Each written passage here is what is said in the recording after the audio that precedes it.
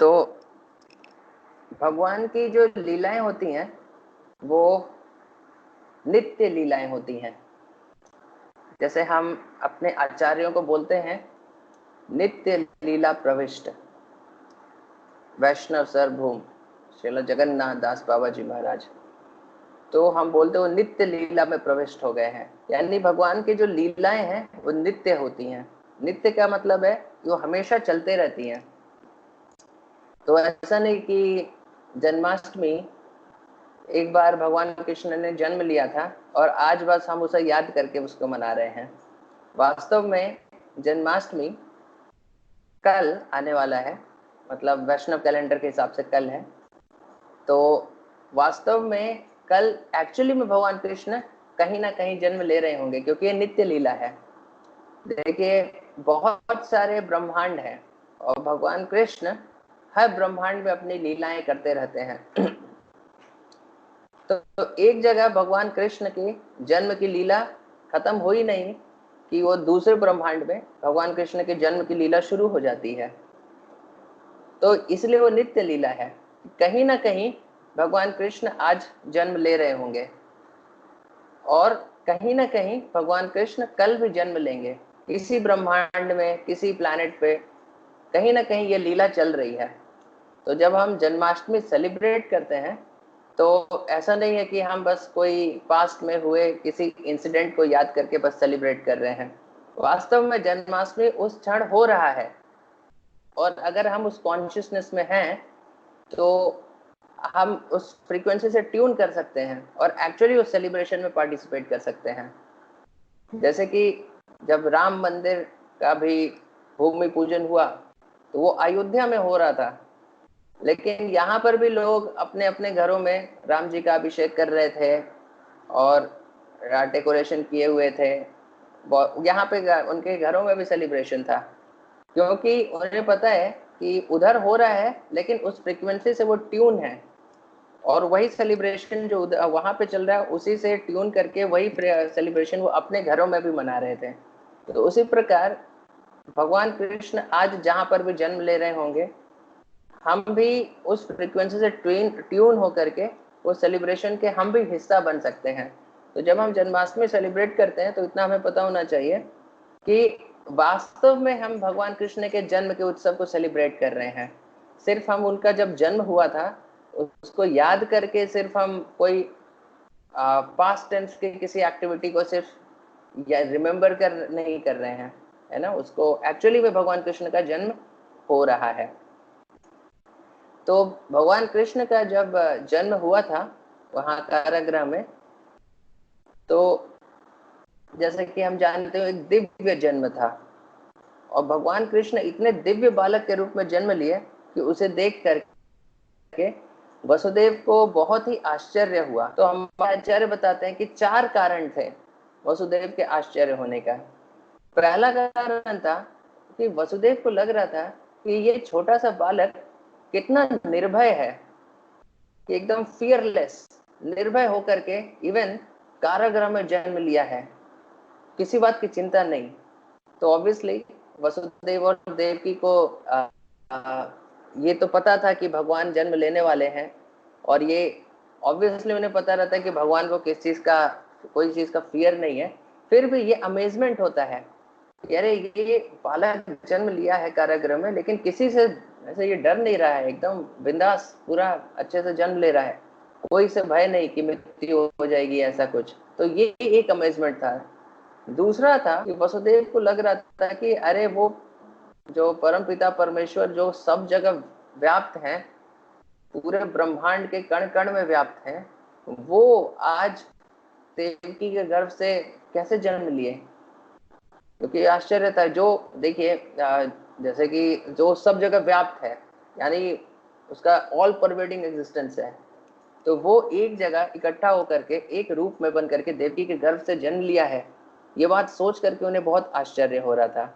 और तीसरा चीज जो उन्हें बहुत आश्चर्यचकित कर रहा था कि भगवान जब जन्म लिए तो पूरी तरह से वो डेकोरेटेड थे, यानी उनके वास्तव में एक्चुअली जब बच्चे जन्म लेते हैं तो खून से लगे हुए रहते हैं, उनको नहला धुला करके अच्छे से कपड़ा वपड़ा पहना करके फिर प्रॉपरली माता पिता के पास लाया जाता है।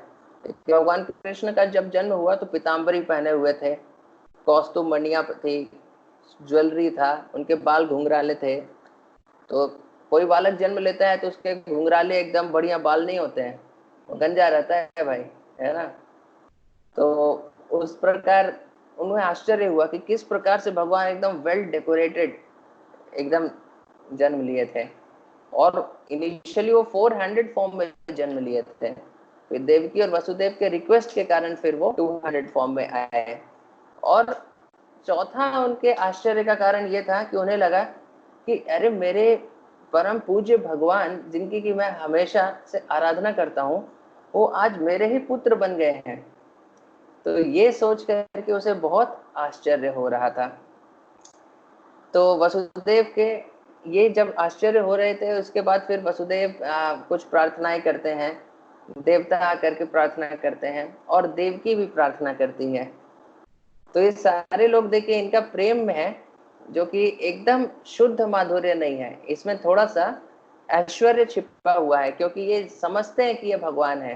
कभी कभी ऐश्वर्य ज्यादा हो जाता है, कभी कभी माधुर्य ज्यादा हो जाता है, लेकिन इनके प्रेम में दोनों ही चीजें हैं, ऐश्वर्य भाव भी है और माधुर्य भाव भी है।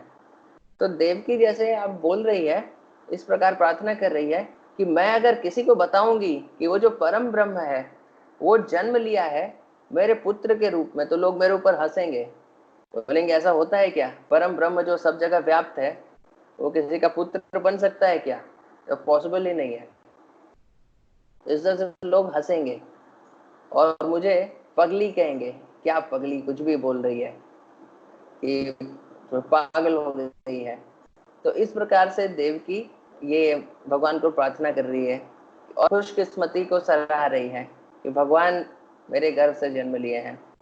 तो वसुदेव और देवकी को इतनी प्रसन्नता हुई भगवान कृष्ण के जन्म पर कि वसुदेव ने उस समय ब्राह्मणों को हजारों गाय मानसिक रूप से दान की, क्योंकि अब जेल में थे।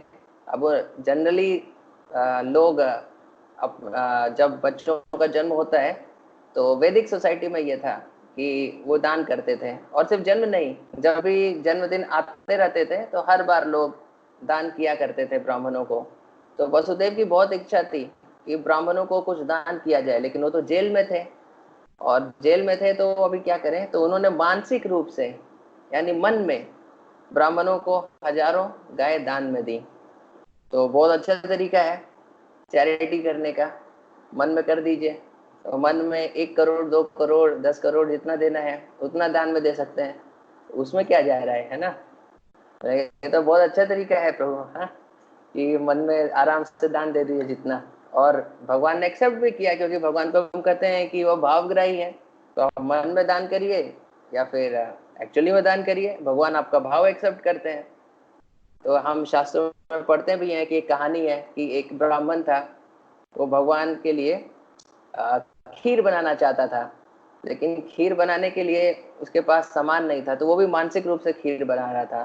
तो मानसिक रूप से उसने आसन लाए, मानसिक रूप से उसने भगवान को इनवाइट किया और उस आसन पे बैठाया। मानसिक रूप से उसने सब किया कि मनियों एकदम ज्वेलरी से, मतलब डायमंड से एकदम स्टडेड पूरा बढ़िया सा आसन था।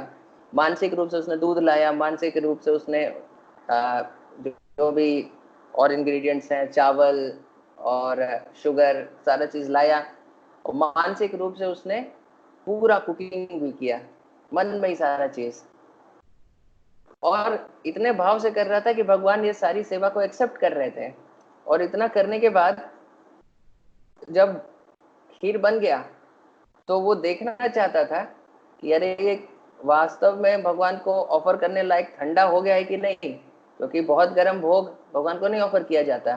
तो कि ये क्या ठंडा है कि गर्म है, उसका टेम्परेचर चेक करने के लिए उसने खीर में अपनी ऐसी उंगली डुबाई, और जैसे उंगली डुबाई, मानसिक रूप में डुबाई, लेकिन उसकी उंगली एक्चुअली में जल गई, और वो तुरंत उसका जब उंगली जल गया तो मेडिटेशन टूट गया।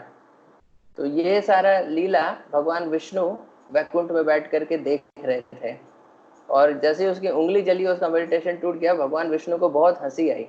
तो लक्ष्मी जी फिर देख करके पूछ रहे हैं कि प्रभु आप इतना हंस क्यों रहे हैं। कुछ स्पेशल बात है क्या? तो वो पता है, हाँ बहुत स्पेशल बात है। एक मेरा भक्त है, उसे मैं अभी जा रहा हूँ, अभी लेकर के वापस मैं अपने वैकुंठ धाम आऊंगा। तो वो फिर वहां से वैकुंठ, वैसे विष्णु दूत और वैकुंठ प्लेन को भेजते हैं, उस ब्राह्मण धाम चले जाते। तो मानसिक रूप से देखिए उसने इतना कुछ किया, मानसिक रूप से भगवान ने एक्सेप्ट कर लिया, क्योंकि भगवान भाव उन्हें नहीं चाहिए, सब खीर उन्हीं का है, लेकिन वो भाव के भूखे हैं। वृंदावन में जाकर के वो मक्खन चुराते हैं, सब मक्खन तो उन्हीं का है, लेकिन फिर भी वो जो प्रेम का आदान प्रदान होता है, भगवान उसके भूखे हैं। तो आपके पास कुछ नहीं है, लेकिन आप भगवान को देना चाहते हैं, तो भगवान वो चीज एक्सेप्ट करते हैं। तो उसी प्रकार वसुदेव ने उस समय ऐसी पोजीशन में नहीं था कि वो ब्राह्मणों को दान दे सकते थे, लेकिन उन्होंने उस पोजीशन में भी मानसिक रूप से भगवान का ये सारे ब्राह्मणों को दान दिए।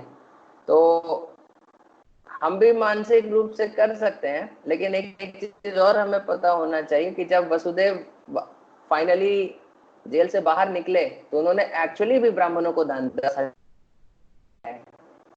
तो सिर्फ मन में ही नहीं किया, उस समय तो मन में किया, लेकिन जब बाहर निकले थे, फिर से सारा राज्य वापस मिल गया, तो उसके बाद फिर उन्होंने एक्चुअली भी दान दिया, क्योंकि उन्होंने सोचा उस समय तो नहीं कर पाए थे, अभी करना चाहिए। तो दिस इज द टेस्ट। तो ऐसा नहीं है कि आप बोले कि आपके पास 1 करोड़ रुपए हैं, लेकिन आप बोले कि अरे मैं मानसिक मानसिक रूप से ही दान देता हूँ। जब है तो एक्चुअली में देना चाहिए, लेकिन जब नहीं है तो भगवान फिर आपके भाव को भी एक्सेप्ट कर लेते हैं। तो ये हम एक चीज सीख सकते हैं। तो इस प्रकार से वसुदेव और देवकी पहले तो बहुत खुश हुए, लेकिन फिर उसके बाद फिर घबरा गए और बहुत ही भयभीत हो गए। और क्योंकि वो सोचने लगे कि अरे ये भगवान जब भी जन्म लिए हैं, पहले तो 4 भुजाओं के साथ जन्म लिए थे, और उन्हें लगा कि अरे अभी तो कंस को पता चल जाएगा। जनरली अब तक इसलिए नहीं पता चला था क्योंकि बाकी बालक जो जन्म होते ही रोते थे, अब भगवान तो जन्म लिए, तो वो तो दिव्य रूप में जन्म लिए, वो तो रोए नहीं। लेकिन फिर तो अभी तक तो वो उनके सुंदर रूप को देख रहे थे, लेकिन उनको उन्हें ये तो पता था कि कभी ना कभी तो पता चलेगा ही, कोई ना कोई जेल का पहरेदार जाकर बताएगा ही एक बालक का जन्म हुआ है, तो फिर आकर के कंस मारने लगेगा। तो वो बहुत भयभीत हो गए।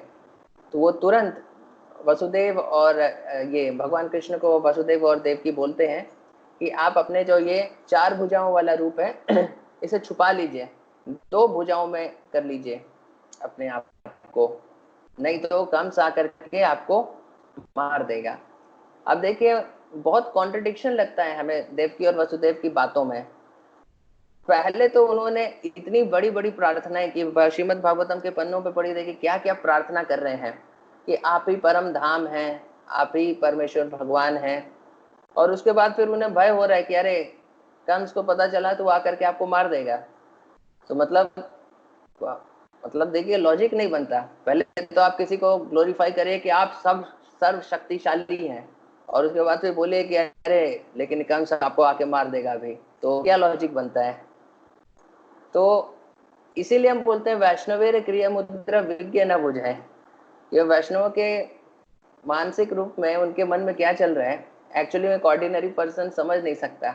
लेकिन हमारे आचार्य बताते हैं कि वास्तव में देवकी और वसुदेव क्या सोच रहे। तो देवकी और वसुदेव के बारे में हमारे आचार्य बताते हैं कि वो व्रज भक्ति के करीब था उनका प्रेम, लेकिन व्रज प्रेम जितना एग्जॉल्टेड नहीं था। व्रज में सिर्फ शुद्ध प्रेम रहता है, वहां पे कोई ऐश्वर्य भाव नहीं रहता है। वैकुंठ में बहुत ज्यादा ऐश्वर्य भाव है, मथुरा में, द्वारका में उससे थोड़ा कम ऐश्वर्य भाव है, मथुरा में और कम ऐश्वर्य भाव है, और वृंदावन में एकदम ऐश्वर्य भाव है ही नहीं, सिर्फ शुद्ध प्रेम वहां एग्जिस्ट करता है। तो वसुदेव और देवकी वो वृंदावन के प्रेम के बहुत करीब थे, ये हमारे आचार्य बताते हैं, लेकिन एग्जैक्टली उस लेवल पे नहीं थे, क्योंकि उनके प्रेम में थोड़ा ऐश्वर्य भाव भी था कि ब्रजवासियों को पता ही नहीं है कि कृष्ण भगवान है। वो सिर्फ कृष्ण से प्रेम करते हैं क्योंकि वो कृष्ण कृष्ण है, बस वो यही जानते हैं। जब कृष्ण कोई बहुत बड़ी एक्टिविटी कर देते हैं, जैसे गोवर्धन उठा देते हैं या किसी राक्षस को मार देते हैं, तो उन्हें लगता है कि अरे, क्योंकि हमने विष्णु की आराधना अच्छे से की है, इसलिए भगवान विष्णु इस बालक की रक्षा कर रहे हैं हमारे आराधना से खुश होकर के, उन्हें ऐसा लगता है। और अपने आप को बहुत खुशकिस्मत मानते हैं कि अरे कि भगवान, ये बालक में इतने बड़े संकट आए हैं लेकिन फिर भी ये बच गया।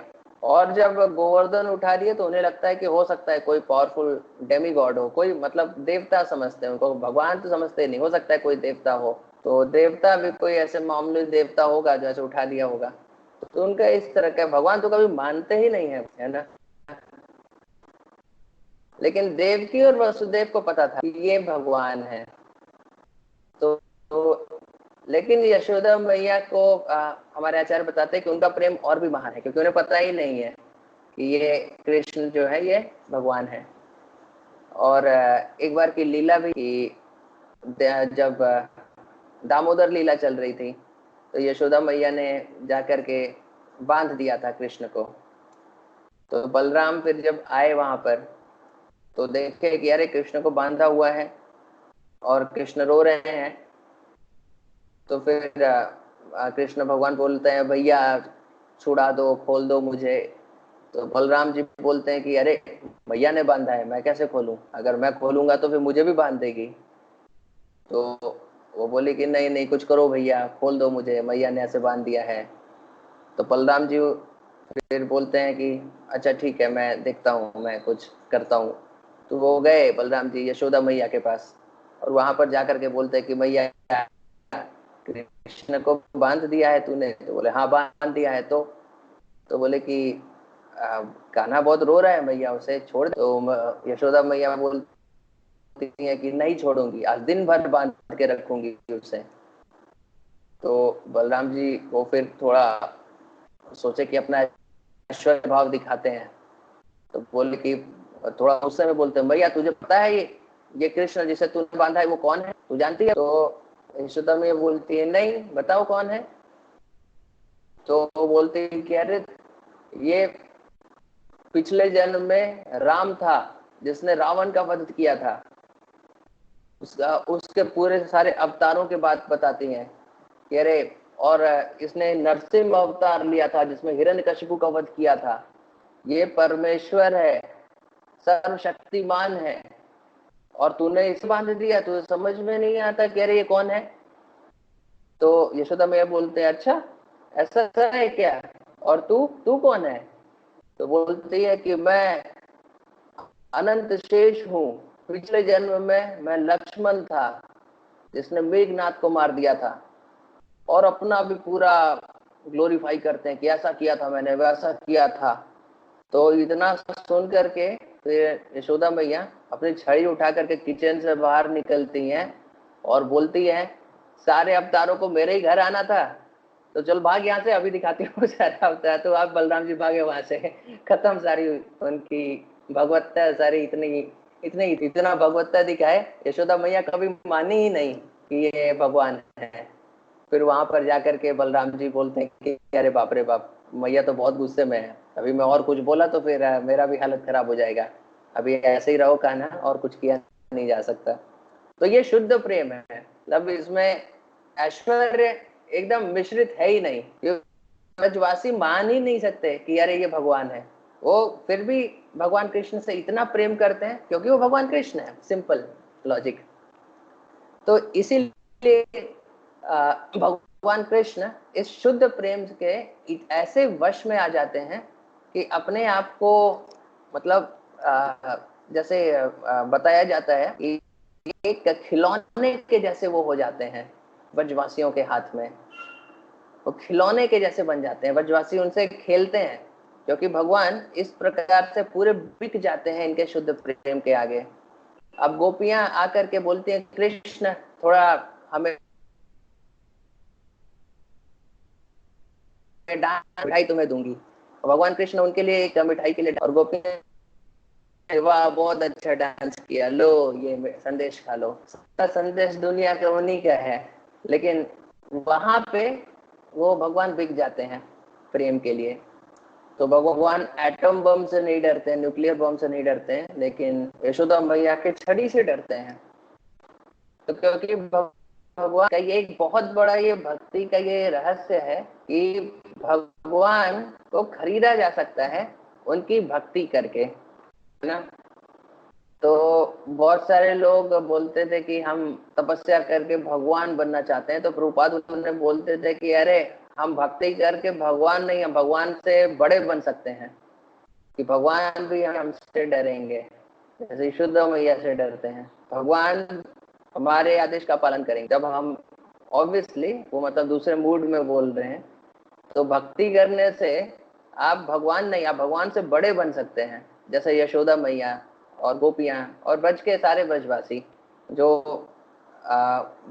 कृष्ण बलराम को अपने ऊपर डिपेंडेंट समझते हैं, उस प्रकार से उनका भाव रहता है, राइट। तो ये एक चीज है जो बहुत स्वीटनेस एस्पेक्ट है। ये चीज देव की वसुदेव में थोड़ा ऐश्वर्य भाव मिश्रित था। तो कभी कभी ऐश्वर्य भाव बहुत ज्यादा आ जाता है तो प्रार्थना करने लगते हैं, और कभी कभी माधुर्य भाव आ जाता है तो भगवान के लिए डरने लगते हैं। तो ये दोनों भाव कभी कभी एक दूसरे को ओवर पावर कर देते हैं। तो इस कारण से वो कभी कभी प्रार्थना करने लगेंगे और कभी कभी प्रेम उनका ऊपर उमड़ आएगा या फिर भय निकल आएगा। इस प्रकार की चीजें उनके साथ होने लगती हैं।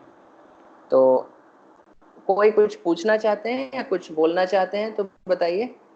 किन्हीं का कोई कुछ प्रश्न है या कुछ आप बोलना चाहते हैं?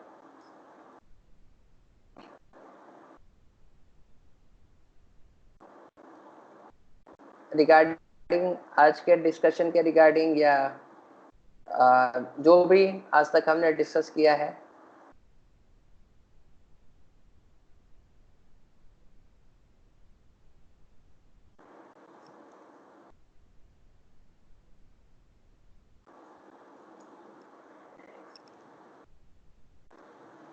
ठीक है, अगर किसी का कोई प्रश्न होगा तो मुझे बोल सकते हैं, नहीं है तो फिर मैं भी हम लोग एक दो बातें और डिस्कस कर लेते हैं और उसके बाद फिर आज का अपना डिस्कशन हम क्लोज करेंगे। विवेक प्रभु पूछ रहे हैं क्या what are the levels of bhakti? Levels of bhakti तो हमने ये डिस्कस किया था। देखिए एक भक्त का प्रोग्रेस होता है 9 स्टेजेस में। अधो श्रद्धा, साधु संग, भजन क्रिया, अनथ निवृत्ति, निष्ठा, उसके बाद फिर आसक्ति, भाव, प्रेम। तो ये 9 स्टेजेस में इस प्रकार से एक भक्त प्रोग्रेस करता है, जिसके बारे में हमने डिस्कस किया था अपने जो हम 4 सेशंस का सीरीज ले रहे थे। तो उसके 4th सेशन में हमने ये डिस्कस किया था कि अधो श्रद्धा होता है, जब थोड़ी श्रद्धा होती है, हमें भगवान की भक्ति करनी चाहिए। उस श्रद्धा के नेक्स्ट स्टेप लेते हैं अधो श्रद्धा, साधु संग। तो उस श्रद्धा के कारण हम मंदिर आएंगे और साधुओं का संग लेंगे। तो साधुओं का संग लेंगे तो नेक्स्ट स्टेप आता है भजन क्रिया। फिर हम भजन क्रिया करते हैं, फिर हम अपने यहाँ जप स्टार्ट करते हैं, साधना स्टार्ट करते हैं। फिर नेक्स्ट स्टेप आता है अनथ निवृत्ति हो जाती है। तो उसके भी सारे डिटेल्स हैं, पूरी एक बुक है माधुर्य कादम्बनी जिनमें सारे स्टेजेस को डिस्क्राइब किया गया है। फिर नेक्स्ट स्टेज उसका जो आता है अनंत निवृत्ति के बाद फिर निष्ठा आ जाती है। निष्ठा यानी कि अब आप भक्ति में पूरी तरह से फिक्स हो गए हैं और फिर अब आपको दुनिया हिला नहीं सकती। निष्ठा तक अपवर्ड स्लोप है, मतलब अगर आप पहाड़ के अपवर्ड स्लोप पे साइकिलिंग करते हुए जा रहे हैं तो आपको प्रेशर लगाना होता है। लेकिन एक बार आप निष्ठा पहुंच गए तो उसके बाद फिर वो डाउनवर्ड स्लोप है। आपकी साइकिल अपने आप छोड़ देंगे तो वो स्लाइड होते हुए चली जाती है। तो निष्ठा वो प्लेटफॉर्म है। तो हम सब अभी भजन क्रिया, अनथ निवृत्ति, इन स्टेजेस पर हैं, क्योंकि इसके अंदर भी बहुत सारे स्टेजेस होते हैं। तो हम उनमें से किसी स्टेज पर फिर अभी होंगे। फिर निष्ठा के बाद से फिर वैदिक साधना भक्ति और रागानुगा भक्ति 2 पाथ डिवाइड हो जाते हैं।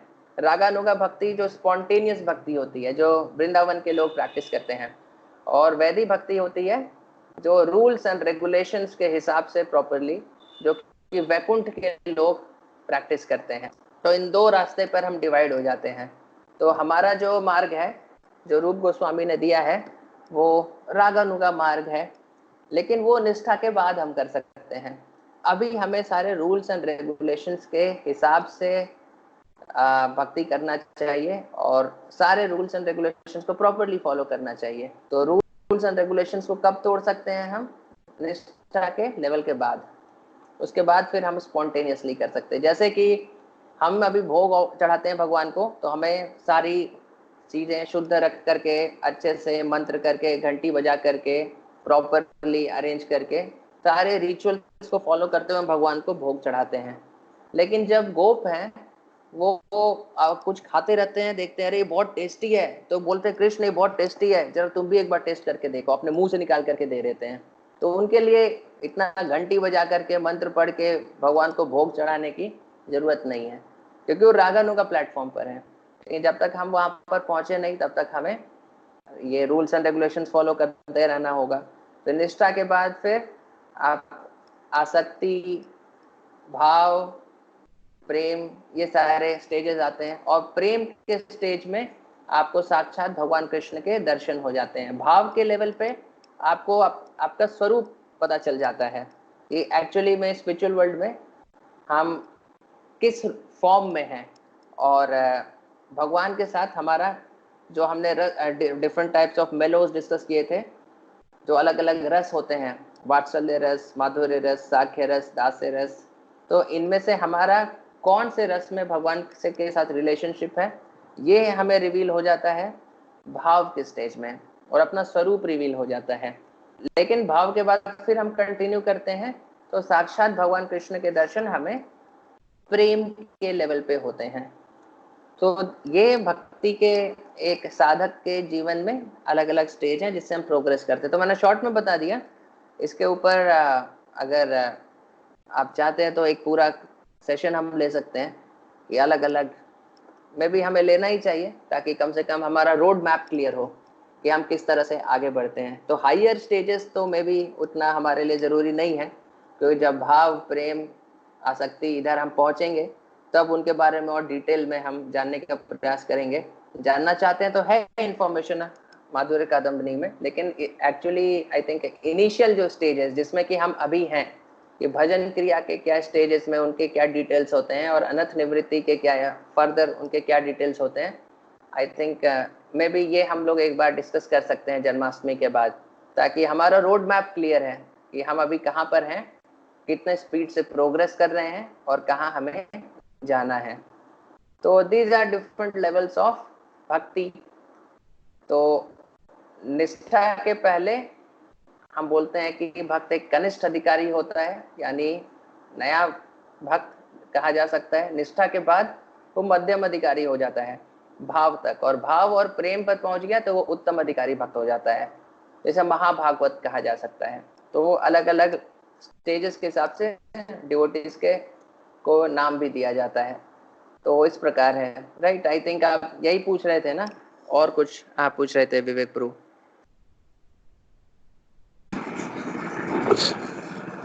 नहीं, हरे कृष्णा, यही पूछ रहा था। ओके, हाँ, यस विवेक प्रभु।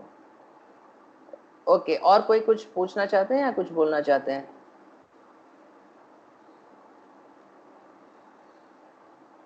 हेलो प्रभु जी। हरे कृष्ण। हरे कृष्ण। हरे कृष्णा। हाँ मैं हाँ पूछना ये चाहता हूँ कि आज के सेशन में जो आपने कहा कि मानसिक दान से दान होता है, जिनके पास नहीं है वो मानसिक दान से भाव से भगवान उसको ले लेते हैं। हम्म, लेकिन मैं ये पूछना चाहता हूँ कि हम जिस जड़ जगत में रहते हैं, या तो पाप से भरती है, कभी अभी तो हम भक्ति में आए हैं, तो ऐसा तो सिचुएशन आता ही है कि किसी को देख के गुस्सा आया, मन मुंह से ना बोला, मन से बोल दिया, मन में आ गया धारणा, या किसी को देख के कुछ गलत विचार मन में आ गए, तो मुंह से प्रकट नहीं किया पर मन में आ गए, तो क्या यह मानसिक जो हमने पाप कर दिया, क्या इसका फल हमें मिलता है? किसी के बारे में गलत सोच लिया। हाँ। आई थिंक मेरी आवाज रिपीट हो रही है, तो आप देखिए क्या है। ओके, तो यहाँ पे एक सनी प्रभु हैं, तो वो एक क्वेश्चन पूछ रहे हैं कि अगर हम लोग मन से किसी के लिए गलत सोचते हैं तो उसका हमें रिएक्शन मिलता है क्या? क्योंकि मन से दान देते हैं तो उसका तो हमें क्रेडिट मिल जाता है, तो मन से किसी के लिए गलत सोचेंगे तो उसका भी हमें रिएक्शन मिलता है क्या? तो ये हमने डिस्कस भी किया था। जो हमारा फर्स्ट सेशन आप याद करेंगे तो उसके एंड में हमने बताया था कि वैष्णव अपराध से जब बचना चाहिए तो हमने ये डिस्कस भी किया था कि दो तरीके से वैष्णव अपराध होते हैं। कैसे? एक आपके वर्ड से और एक आपके एक्शन से, और एक तीसरा कैटेगरी था जिसको हमने वहां पे लिखा ही नहीं था कि मन से। तो लेकिन शायद वर्बली मैंने बताया होगा कि एक्चुअली तीन तरीके से अपराध हो सकते हैं। मन से अपराध हो सकते हैं, आपके वर्ड से अपराध हो सकते हैं, और आपके एक्शन से। तीन तरीके से हम किसी के प्रति अपराध कर सकते हैं। लेकिन हमने मन को बताया ही नहीं था क्योंकि मन वाला चीज कलयुग में अप्लीकेबल नहीं है। पुराने जमाने में अप्लीकेबल था। पुराने जमाने में अगर आप मन से भी कुछ बुरा सोचते हैं तो उसका रिएक्शन मिल जाता था। लेकिन कलयुग में अगर ऐसा होना लगे तो हमारे लिए कोई उम्मीद ही नहीं, हमारे लिए कोई होप ही नहीं बचेगा।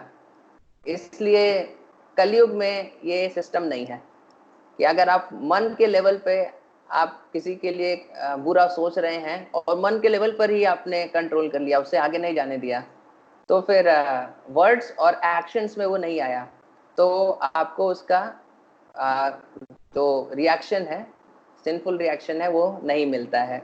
लेकिन ये बात हमें ये पता होना चाहिए कि अगर मन में बहुत ज्यादा देर तक रहेगा तो आपके वर्ड्स में और आपके एक्शंस में वो आ जाता है। इसलिए मन में भी ज्यादा देर रोकना नहीं चाहिए। तो बेटर है कि मन के स्टेज में आए तो नहीं मिलता, ये बात करेक्ट है, लेकिन ज्यादा कॉन्टेम्पलेट उस पर नहीं करनी चाहिए हमें सिंफुल डिजायर्स पे। लेकिन इसका अपोजिट चीज करेक्ट है कि मन से आप जैसे दान देते हैं तो उसका आपको प्रॉफिट जरूर मिल जाता है, उसमें कोई दिक्कत नहीं है। तो ये कलयुग का प्रॉफिट है। पुराने जमाने में ऐसा नहीं था। जैसे कि शास्त्रों में, भागवतम में ही बताया जाता है, जब महाराज दुश्मन जंगल में गए थे, वहां पे शकुंतला उसे मिली थी, तो दुष्मंत महाराज शकुंतला को देख करके काफी मतलब अट्रैक्टेड थे और उनके साथ विवाह करना चाहते थे। तो वो शकुंतला को बोलते हैं कि तुम एक ब्राह्मणी लग रही हो, तुम ब्राह्मणी की पुत्री लग रही हो, तुम ब्राह्मणी जैसे वस्त्र पहनी हुई हो, लेकिन मेरा मन तुम्हारे प्रति आकर्षित हो रहा है। इसका मतलब है कि तुम ब्राह्मणी नहीं हो सकती, तुम एक क्षत्रिय जरूर होगी, तुम एक क्षत्रानी होगी। क्योंकि हम जो भरतवंशी हैं, हमारा मन कभी भी किसी पाप की तरफ जा ही नहीं सकता।